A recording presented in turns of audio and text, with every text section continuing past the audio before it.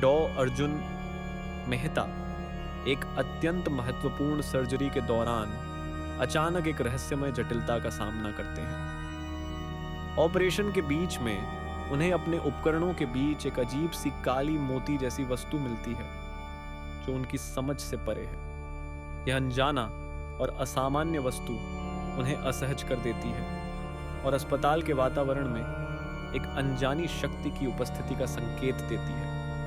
डॉ.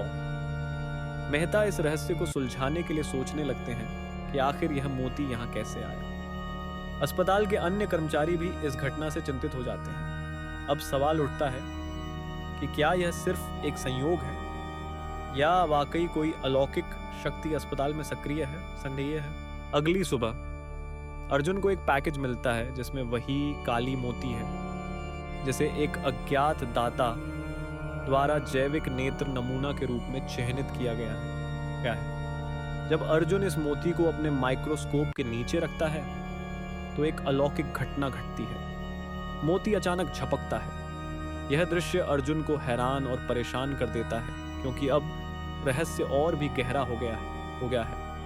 पैकेज का स्रोत अज्ञात है और मोती के जीवित होने के संकेत ने पूरी स्थिति को और जटिल बना दिया है।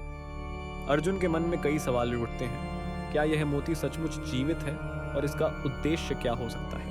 सर्जरी के दौरान जब सानवी के दिल का प्रत्यारोपण किया जा रहा था, एक काली माला का मन का अचानक उसकी छाती में गिर जाता है। यह घटना अनजाने में रह जाती है और ऑपरेशन को एक चमत्कार के रूप में देखा जाता है। मीडिया में इस सफलता की खूब चर्चा होती है जिससे परिवार और डॉक्टरों को राहत मिलती है। लेकिन इस उत्साह के बीच कोई नहीं जानता कि यह छोटी सी गलती भविष्य में क्या परिणाम ला सकती है। सानवी की नई जिंदगी की शुरुआत तो हो गई है पर छुपा हुआ खतरा अभी भी उसके भीतर मौजूद है। सानवी के स्वस्थ होने की प्रक्रिया में अजीब व्यवहार और डरावनी चित्रकारी देखी जा रही है जिससे यह संकेत मिलता है कि वह मोती के प्रभाव में है। उसकी रहस्यमयी चेतावनी अर्जुन के लिए यह दर्शाती है कि शाप अब केवल एक व्यक्ति तक सीमित नहीं रहा बल्कि फैल सकता है। सानवी की गतिविधियां और उसके चित्र इस बात का प्रमाण हैं कि मोती की शक्ति कितनी गहरी और खतरनाक हो सकती है।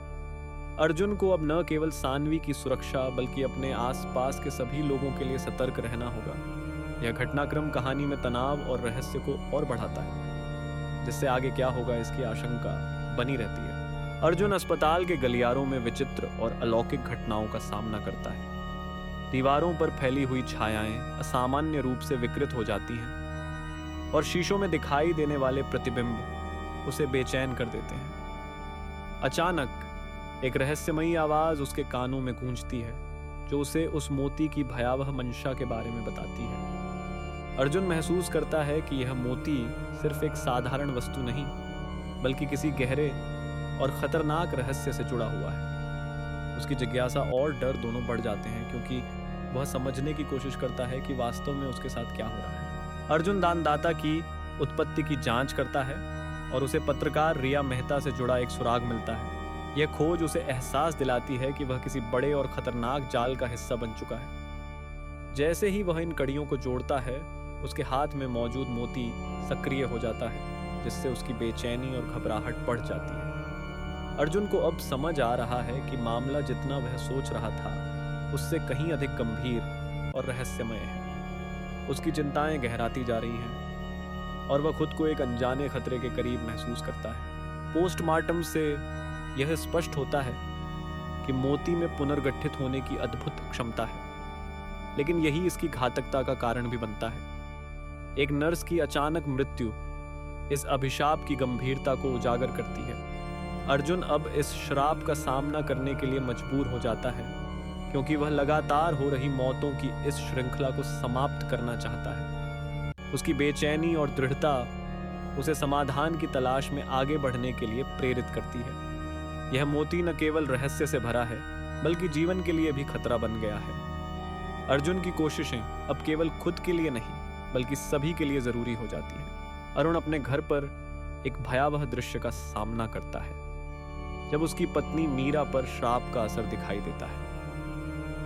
मीरा की परछाई में उसकी आंखें काली नजर आती हैं जो किसी अलौकिक शक्ति की उपस्थिति का संकेत देती हैं। यह रहस्यमय शक्ति अब अरुण के परिवार को भी खतरे में डाल रही है।